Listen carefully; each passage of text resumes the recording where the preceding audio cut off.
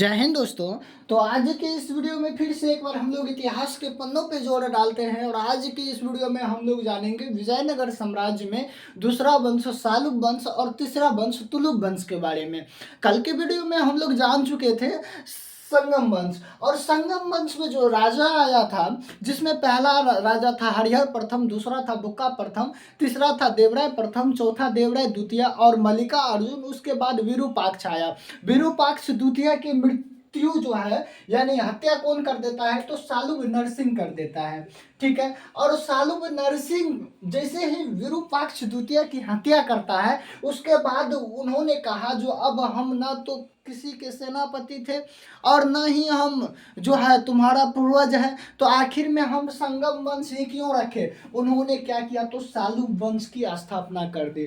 कौन सालुब वंश की स्थापना किया तो यानी सालुब नरसिंह जो है ये जाके सालुब वंश की स्थापना करती है। और इन्होंने ही प्रथम नरसंहार यानी प्रथम बलहार जिसको हम लोग हत्या कहते हैं, और विजयनगर साम्राज्य में प्रथम बलहार जो किया था वे सालुब नरसिंह किया था। यह एक अयोग्य शासक था बट हत्या कर दी थी इसके यानी इन्होंने कोई अच्छा काम नहीं किया जिस कारण से इसके बारे में इतिहासकार जो है उतना अच्छी जानकारी नहीं देती है।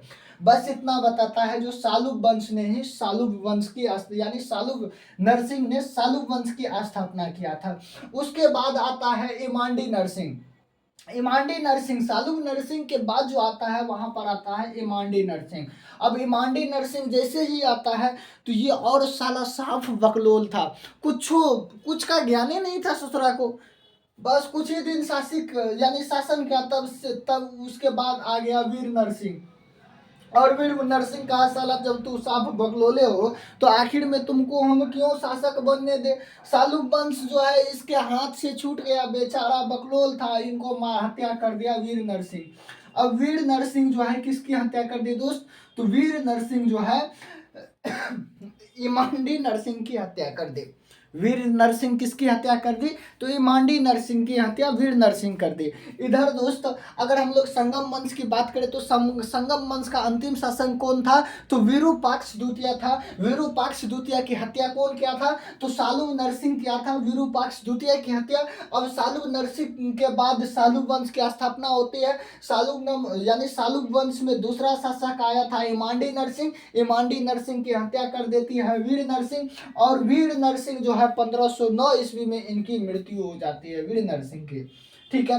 अब देखिए दोस्तों क्या था। अब वीर नरसिंह था योग्य शासक बट उतना भी योग्य ना कहा जाए, इन्होंने भी कोई बड़ा काम नहीं किया था जिस कारण से बोले तो विजयनगर साम्राज्य में जो है मात्र एक दो शासक था जिन्होंने कुछ काम किया था, जिसमें से यानी देवराय द्वितीय की नाम आती है। उसके बाद जो है बुक्का प्रथम हरिहर प्रथम तो संस्थापक हो जाता है विजयनगर का, इसलिए उनका इतिहासकार उतना वैल्यू देता है, नाम याद रखता है और हर चीज देता है। वरना इतिहासकार बोलता साला बकलोल सब तुम लोगों को क्या आता है, तुम लोगों को आखिर में क्या दे। बट देवराय द्वितीय जो था संगम वंश में योग्य शासक था। उसके बाद सालुब वंश में कोई योग्य शासक एवे नहीं किया। उधर दोस्त हम लोग दिल्ली सल्तनत की अगर बात करें तो दिल्ली सल्तनत लोधी वंश और सैयद वंश कैसे यूं पढ़ के निकल गए कुछ पते नहीं चला था कुछ पता। 1 से 2 क्लास में लोधी वंश और सैयद वंश खत्म, उसी प्रकार जो है सालुब वंश थोड़ा ही देर में खत्म। अब उसके बाद वीर नरसिंह की बारी आती है और वे तुलुक वंश का स्थापना करता है। अब वीर नरसिंह जैसे ही इमांडी नरसिंह की हत्या करती है तो कहता है रे ससुरा जब तू साला योग्य था तो हम का करे तोहनी के छोड़ दे, अब जब मौका मिला तो खचाड़िए दब। और ये खचार के इनका साला चाकू घूम के मार दिया। जैसे ही इनको चाकू घोंप के मारा तो वीर नरसिंह अब संस्थापक बना किसका तो तुलुक वंश का। अब तुलुक वंश का जैसे ही वीर नरसिंह संस्थापक बना उन्होंने अब वीर नरसिंह भी ज्यादा दिन तक नहीं चला क्योंकि अयोग्य शासक था, उतना उनको जानकारी नहीं थी, तो वे तो पर भी 1509 ईस्वी में इनकी मृत्यु हो जाती है। और इसके समय में दोस्त इतिहासकार का मानना है पुत्र यानी पुर्तगाली गवर्नर ओमांडा से जो है इसका व्यापारिक संबंध चलता था। पुर्तगालों यानी पुर्तगालियों से जो है इसकी जो है अच्छी संबंध बनी हुई थी ओमांडिया से, और व्यापार चलता था यानी वीर नरसिंह से। अब वीर नरसिंह जैसे ही 1509 ईस्वी में मरा कृष्ण देव राय आता है। वही कृष्ण देव राय जो इधर मुगल काल का बाबर को लिखना पड़ा था अपने आत्मकथा में, हम पूरे भारत में अगर किसी से डरे तो वह है कृष्णदेव राय। कृष्णदेव राय एक योग्य शासक था और इनको आता था कैसे राजपाट चलाया जाता है। कृष्णदेव राय जो है 4 नाम से जाना जाता था, जिसमें था आंध्र भोज के नाम से हम कृष्णदेव राय को जानते हैं। किस नाम से?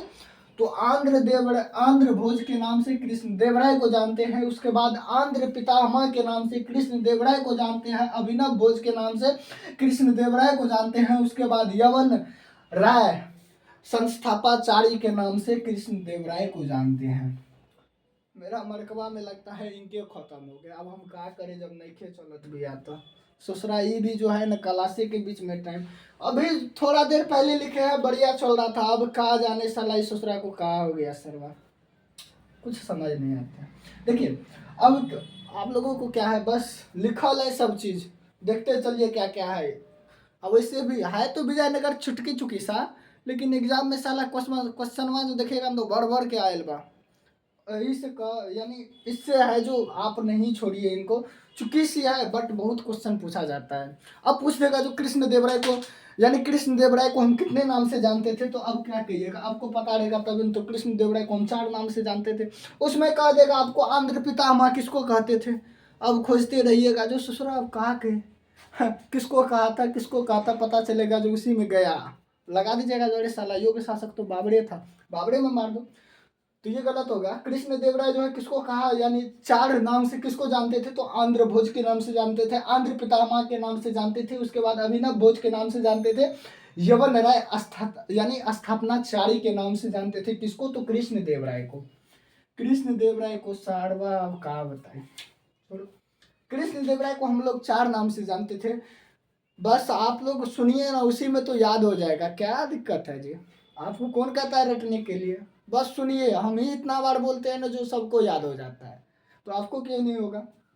कितनों भी बोधा से बोधा विद्यार्थी रहता है तो उनको इतना बार कहे। अभी किसको कृष्णदेव राय को 4 नाम से जानते थे। क्या नाम से जानते थे, तो आंध्र भोज के नाम से, आंध्र पितामह के नाम से, उसके बाद अभिनव भोज के नाम से, उसके बाद यवन राय स्थापनाचार्य के नाम से।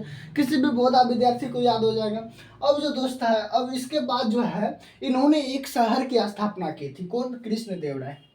कृष्णदेव राय जो है एक शहर की स्थापना की थी जिसका नाम था नागलमपुरम।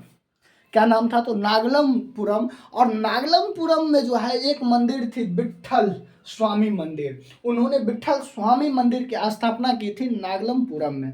कौन क्या था, तो कृष्णदेव राय। कृष्णदेव राय ने एक शहर की स्थापना की थी। क्या नाम था शहर का, तो नागलमपुरम। और नागलमपुरम में एक मंदिर बनवाया था जिसका नाम था विट्ठल स्वामी मंदिर। ठीक है। कृष्णदेव राय को 4 नाम से जानते थे, जिसमें आंध्र भोज था, आंध्र पितामह था, अभिनव भोज था, उसके बाद यवन राज स्थापनाचार्य था। किसको, तो कृष्णदेव राय को। कृष्णदेव राय ने एक शहर की स्थापना की थी जिसका नाम था नागलपुरम। नागलपुरम में विट्ठल स्वामी नाम की एक मंदिर थी। हो गया। अब कृष्णदेव राय जो है, कृष्णदेव राय के समय में अष्ट दिग्गज रहा करता था। अष्ट दिग्गज का मतलब 8 गो बहुत बड़का बड़का विद्वान रहता था, उसको हम अष्ट दिग्गज कहते हैं। फिर इधर छत्रपति शिवाजी के दरबार में आ जाएगा, फिर उसमें भी 8 आता है, तो इसमें कंफ्यूज आइएगा नहींगा। उसके बाद उधर आपको गीता, यानी जैसे ही महाभारत में घुसिएगा तो महाभारत में भी है अष्ट दिग्गज, तो वहाँ पर भी अलग अलग नाम रहता है सबका। तो अष्ट दिग्गज जो था इसके दरबार में रहता था। कृष्णदेव राय के दरबार में 8 सबसे बड़ी महान विद्वान सब, बहुत बड़ा बड़ा विद्वान सब रहता था। जिसमें था, उसमें जो है अलसी पेंडिया, जो बहुत इंपॉर्टेंट सबसे बड़ा विद्वान था, तो ये था अलसी पेंडिया। और दूसरा था तेनालीराम। क्या था, तेनालीराम। पहला था कौन, तो अलसी पेंडिया, और दूसरा था तेलानी राम। जिसमें आप लोग बचपन में सुने होंगे तेलानी राम का कथा, तेलानी राम का किस्सा, तेलानी राम का चटकुला देखते होंगे, तो वही तेलानी राम है।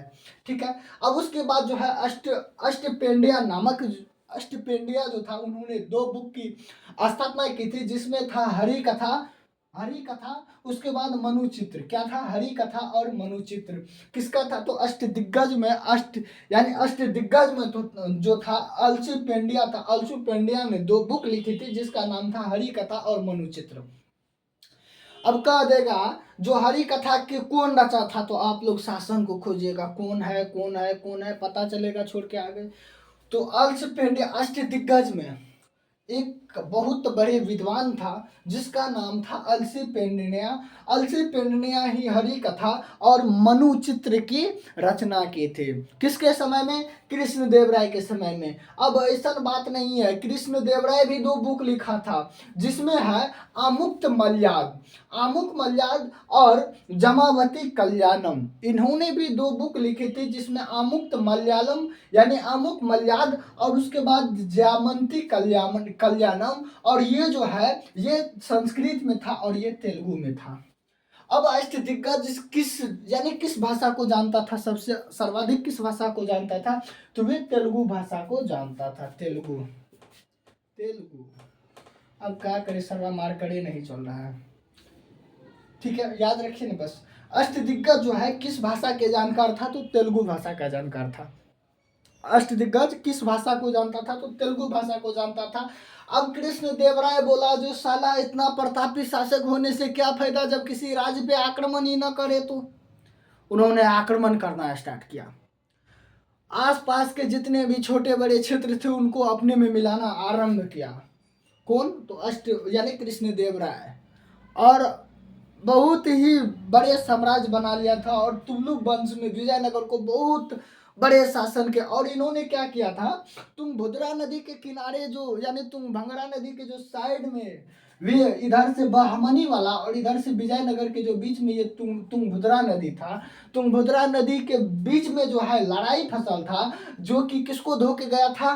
तो संगम वंश के दूसरा शासक यानी दूसरा शासक बुक्का प्रथम को धोया था। उसके बाद देवराय प्रथम जब आया था तो देवराय प्रथम यानी देवराय प्रथम पर आक्रमण किया। कौन? तो फिरोज शाह यानी फिरोज शाह बहमनी, और फिरोज शाह बहमनी जैसे ही किसको मारा था? देवराय प्रथम को। तो देवराय प्रथम ने उनसे वैवाहिक संबंध बना लिया, और वैवाहिक संबंध बनाने से दोनों संधि मिलन होने लगा। अब संधियन मिलन हो गया तो थोड़ा ना लड़ाई चलता। तो उन्होंने क्या किया? अब बोला कृष्ण देव राय जो कौन है बे, मार ससुरा को। इन्होंने जो है ये तुंगभद्रा नदी के इस एरिया को कब्जा कर लिया। और कृष्ण देव राय द्वितीय आया था तो नहर का निर्माण करवाया था तुंगभद्रा नदी के यानी ऊपर। उन्होंने कहा जो किसानों को जो है सिंचाई करने में दिक्कत ना हो, इसलिए उन्होंने नहर का निर्माण करवाया था तुंगभद्रा नदी के ऊपर। तो तुंगभद्रा नदी के ऊपर कौन नहर का निर्माण करवाया था? तो कृष्ण देव राय द्वितीय। वे जो है संगम वंश का शासक था। संगम वंश पहले खत्म हो गया। अब ठीक है, अब कृष्ण देव राय जो है, कृष्ण देव राय के समय में एक पुर्तगाली गवर्नर के साथ इसका अच्छा समझौता था जिसका नाम था अलू यानी अलबुकार्क बाबर। अलबुकार्क बाबर, क्या नाम था? अलबुकार्क बाबर एक पुर्तगाली गवर्नर था जिसका व्यापारिक संबंध चलता था कृष्ण देव राय के यानी समय में। अब बताइए, तो अब हमारा इंडिया ही है, तो इंडिया में जो चीज उत्पन्न होता है वे किसी न किसी देश में जाके बेचते हैं ना जी।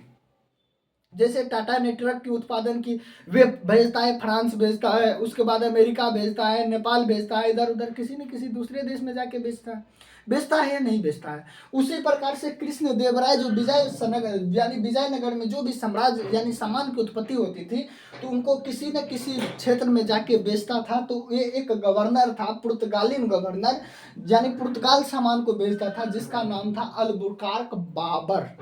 ठीक है, तो आज की इस वीडियो में दोस्त हम लोग क्या जाने? आज की इस वीडियो में हम लोग किस किस वंश पे चर्चा किए?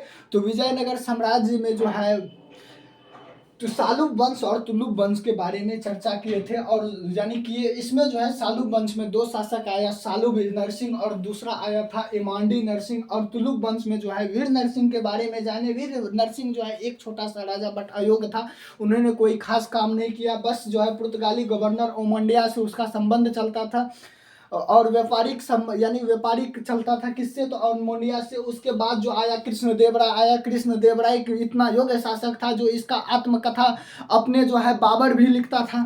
ठीक है, तो आज की इस वीडियो में हम लोग यही सब जाने। अब कल की वीडियो में जो हम लोग आएंगे तो इसमें अब इसका अगला शासक कौन आता है, उसके बाद जो है विजयनगर साम्राज्य यानी विजयनगर साम्राज्य में यानी आर्वेडु वंश का कैसे स्थापना होता है, उसके बाद जो है आर्वेडी वंश का अंत कैसे हो जाता है, उसके बाद बहमनी का शासन आता है और ये विजयनगर साम्राज्य खत्म। उसके बाद हम लोग मुगल काल पे चले जाएंगे। ठीक है, तो आज की इस वीडियो में बस इतना ही। जय हिंद दोस्त, प्लीज चैनल को सब्सक्राइब कर लीजिएगा। चलिए दोस्त, हम मिलते हैं नेक्स्ट वीडियो में।